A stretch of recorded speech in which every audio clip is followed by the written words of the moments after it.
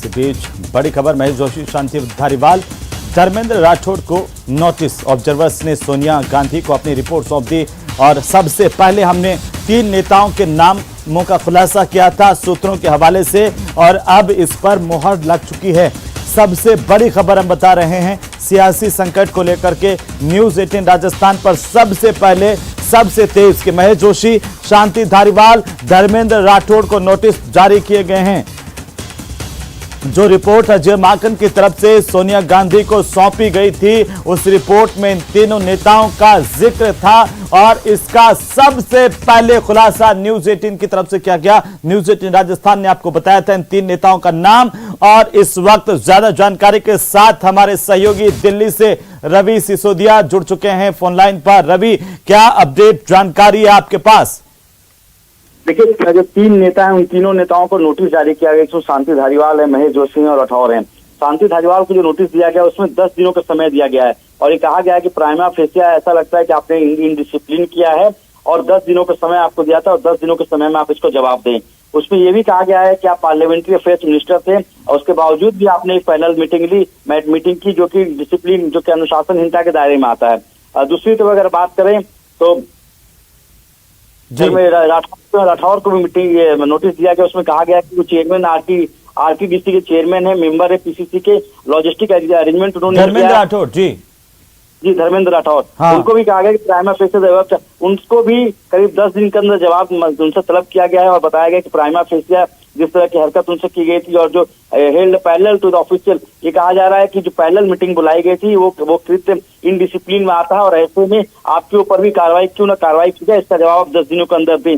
तो ये जो लीडर्स हैं उन लीडर्स पे कार्रवाई को लेकर ये मांग की गई है और ये कहा गया है कि सभी को इसपे जैसे महेश जोशी को लेकर भी किया गया। महेश जोशी को कहा गया कि आप चीफ व्हिप थे और जब आपको इन्फॉर्म किया गया था कि 7 बजे 25 सितंबर को चीफ मिनिस्टर रेजिडेंस पे मीटिंग है, उसके बावजूद आपने इस मीटिंग को क्यों नहीं होने दिया और ये भी कहा गया उनको भी करीब 10 दिनों का समय दिया गया। तो तीनों जो नेता हैं, इन तीनों लीडर्स को 10-10 दिन का समय दिया गया। 10 दिन के अंदर उन सबसे जवाब तलब किया जाएगा और ये कहा गया है कि आप अपना जवाब दें। ये जो पूरा कृत्य है, तीनों के जो कृत्य आते हैं वो इनडिसिप्लिन में आते हैं, अनुशासनहीनता में आते हैं, ऐसे में आपके जवाब से अपेक्षा रहेगी। तो ये नोटिस दिया गया है और सबसे पहले एक्सक्लूसिव खबर है जिसमें साफ तौर पर तीनों नेताओं को एक एक करके लेटर भेजे गए हैं। तारिक अनवर जो कि अभी अनुशासन जो कमेटी, डिसिप्लिनरी कमेटी, उसके मेंबर हैं, ज्वाइंट सेक्रेटरी हैं, उन्होंने लेटर जारी किया है और सबसे जवाब तलब किया है और सबसे जवाब मांगा है कि 10 दिनों के अंदर आप ये जवाब दें कि आपके ऊपर क्यों कार्रवाई न की जाए। जी रवि, ये देखा गया कि देखिए आज ही रिपोर्ट सौंपी गई थी और उसके बाद हम इस बात को लेकर के लगातार चर्चा भी कर रहे थे, अपने दर्शकों तक तमाम अपडेट पहुंचा भी रहे थे। तब ये सामने आया था कि इसमें कितना समय लग सकता है, लेकिन जिस तरीके से देखिए नोटिस जारी किए गए उससे लगता है कि आला कमान इस पूरे मसले को जल्द ही निपटाना चाहता है।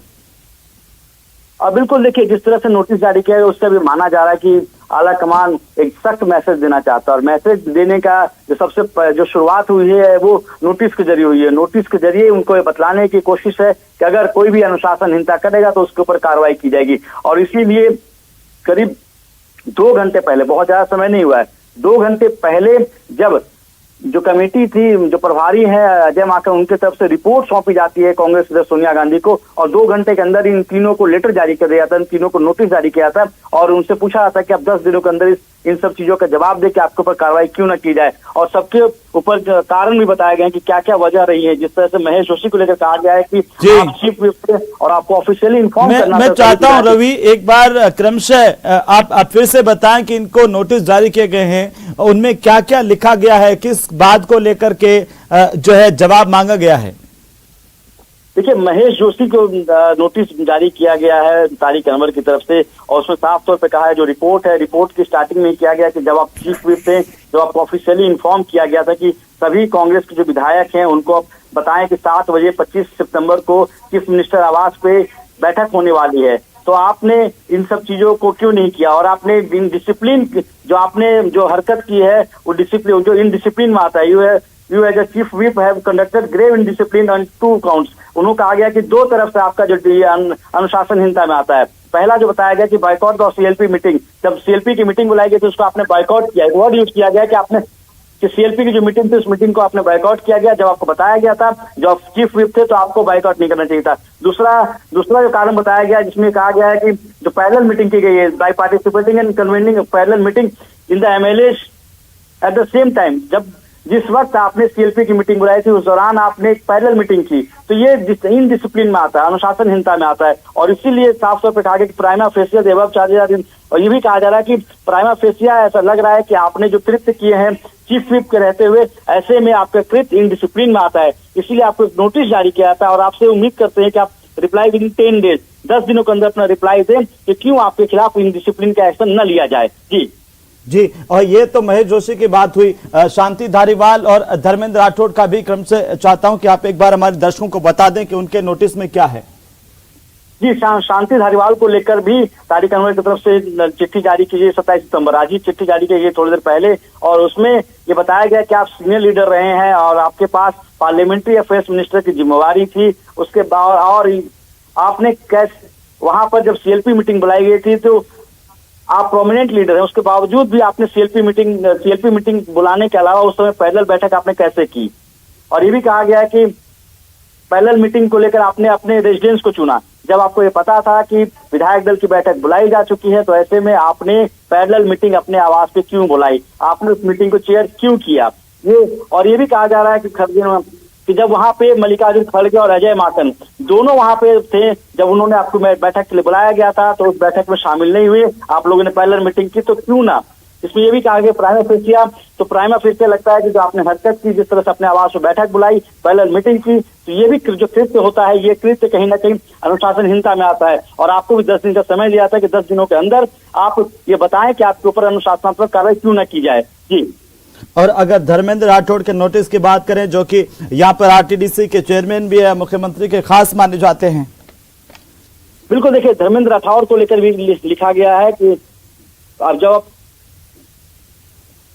जब वहां पर आपको भेजा गया था मीटिंग के लिए, जो आपको बताया गया था कि वहाँ सीनियर लीडर्स आने वाले हैं, अजय माकन और मल्लिकार्जुन खड़गे, 7 बजे की बैठक बुलाई गई 25 सितंबर को चीफ मिनिस्टर के आवास पे, तो उसके बावजूद आप वहां पे क्यों नहीं आए। आप चेयरमैन थे आरटीडीसी के और मेंबर है पीसीसी के, आपको अरेंजमेंट किए जाने थे, तो आपको सारे अरेंजमेंट किए जाने थे मुख्यमंत्री आवास के यहाँ, लेकिन आपने जो अरेंजमेंट किए वो अरेंजमेंट कहीं और किया। और जब बैठक हुई तो उस दौरान आपने एक पैरेलल मीटिंग बुलाई, तो कि आपका जो कृत्य होता है, आपका भी कृत्य इनडिसिप्लिन के दायरे में आता है, अनुशासनहीनता के दायरे में आता है, और आपको भी 10 दिनों का समय दिया था, क्यों आपके ऊपर कार्रवाई न की जाए।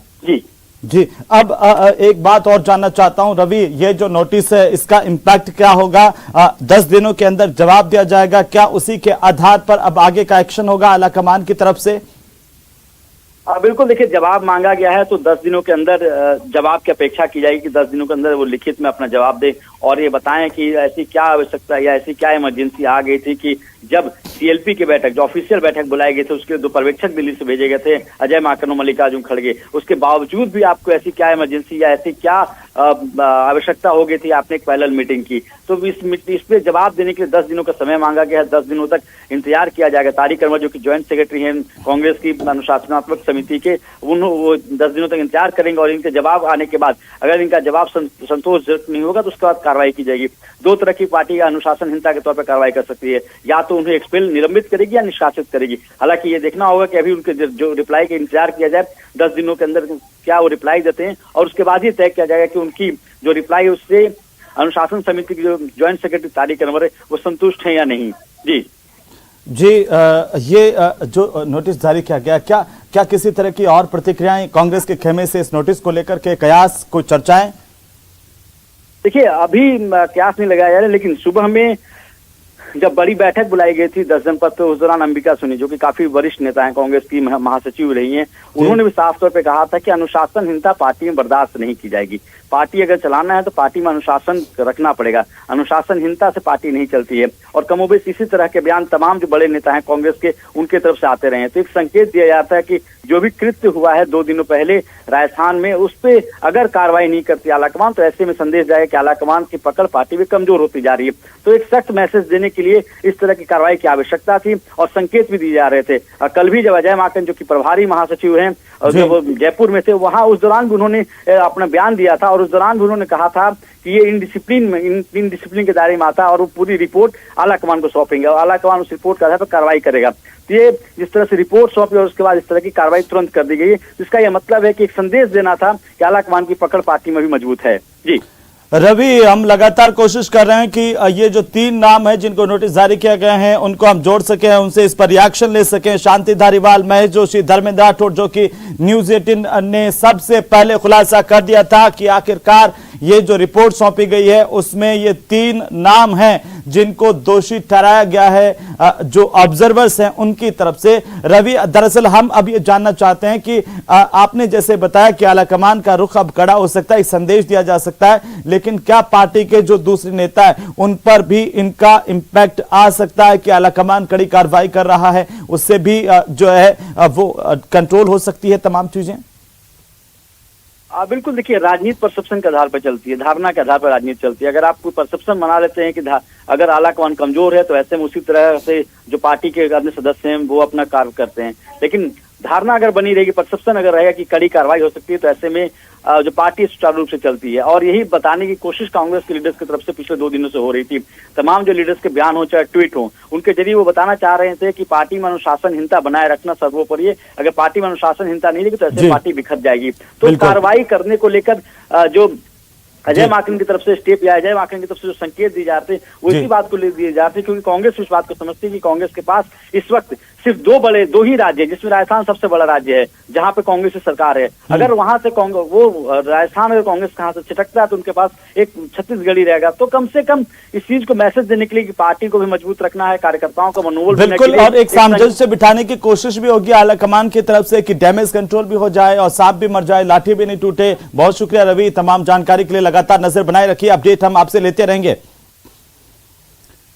तो चलिए आगे बढ़ेंगे और इसी बीच इस वक्त की सबसे बड़ी खबर आ रही है अजमेर से, जहां पर बड़ा हादसा हुआ है। पानी में डूबने से 4 बच्चों की दुखद मौत की जानकारी है। बड़ी खबर इस वक्त की, सूचना पर पुलिस प्रशासन मौके पर पहुंचा है। पानी में शव की तलाश की जा रही है। थाना इलाके के नया गांव प्रतापपुरा की एक घटना बताई जा रही है। तो अजमेर के नया गांव प्रतापपुरा से बड़ी खबर है, पानी में डूबने से 4 बच्चों की मौत हुई है। ज्यादा जानकारी के साथ सहयोगी अभिजीत दबे हमारे साथ जुड़ चुके हैं। अभिजीत, क्या जानकारी है आपके पास इस हादसे को लेकर? पिसांगन थाना क्षेत्र का नया गांव प्रतापपुरा कस्बा है, गांव है छोटा सा। वहां पर नाडी में ये 4 बच्चे जो हैं जिनकी शुरुआती जानकारी जो हमें मिल पाई है स्थानीय सोर्सेज के हवाले से, 8 से 12 साल की इनकी उम्र थी और ये वहां पर खेल रहे थे और खेल के दौरान ही 4 बच्चे जो हैं उस पानी की गहराई में फंस गए थे और बाहर निकलने के काफी प्रयास करने के बावजूद जब वो बाहर नहीं निकले तो डूबने से उनकी मौत हो गई। सूचना मिलते से ही जो है पुलिस प्रशासन और स्थानीय जो गांववासी है वहां मौके पर पहुंचे हैं और जेसीबी की मदद से इन शवों को निकालने के प्रयास किए जा रहे हैं। अभी रात काफी अंधेरा हो चुका है, इसलिए राहत और बचाव कार्य के साथ साथ जो है उन 4 बच्चों को बाहर निकालने के प्रयास किए जा रहे हैं। लेकिन 4 बच्चों की मृत्यु की पुष्टि हो चुकी है। हालांकि नाम अभी साफ तौर से निकल के सामने नहीं आया। सबसे पहली प्राथमिकता ये है कि इन 4 बच्चों के शवों को जो है वो बाहर निकाला जा सके। जो प्रयास लगातार वहां पर किए जा रहे हैं, मौके पर प्रशासन और पुलिस के आला अफसर अधिकारियों के साथ स्थानीय लोग भी मदद कर रहे हैं वहां पर। दुखद हादसा। अभिजीत, कैसे आखिरकार यह हादसा हो गया? क्या कहीं लापरवाही इसमें नजर आ रही है सीधे तौर पर?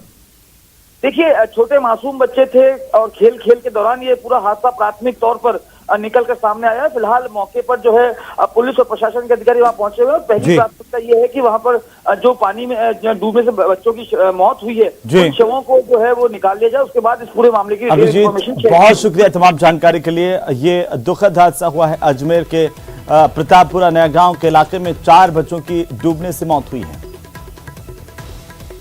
तो चलिए ब्रेक के बाद एक बार फिर से आपका स्वागत है न्यूज 18 प्राइम में। मध्य प्रदेश समेत देश के 8 राज्यों में एक बार फिर से पीएफआई के ठिकानों पर ताबड़तोड़ छापेमारी की गई है।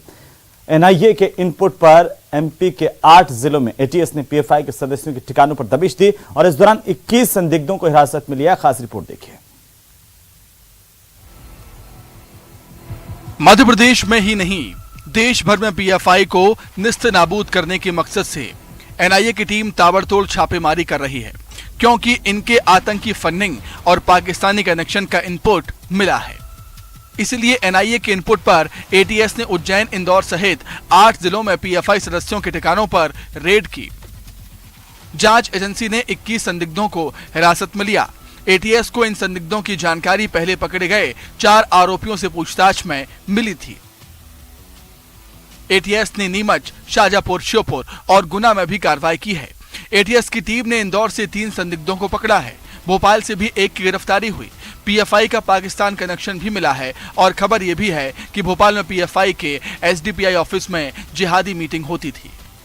लगातार पूछताछ की जा रही है। एनआईए ने इंदौर से अब्दुल खालिद को पकड़ा था। उसके मोबाइल से करीब 50 से ज़्यादा जो नंबर मिले हैं वो पाकिस्तान के नंबर है। इसके अलावा अब्दुल खालिद का जो भाई है मोहम्मद महमूद, उसकी भी कहीं ना कहीं भूमिका सामने आई। बताया जा रहा है कि खालिद का भाई जो है वो 6 बार जो है वो पाकिस्तान गया था और पाकिस्तान के बाद उसको एजेंसियों ने जब रडार पर लिया तब से जो है वो भूमिगत हो गया। जो मोबाइल की जो कॉल डिटेल है उसमें 50 ऐसे नंबर हैं जो कि सीधे पाकिस्तान से उनका कनेक्शन है, यानी पीएफआई के इन सदस्यों की बातचीत पाकिस्तान में बैठे लोगों से होती थी। अब वो कनेक्शन किस तरीके का है, इस पर जो है जांच को आगे बढ़ाने का काम मध्य प्रदेश एटीएस कर रही है।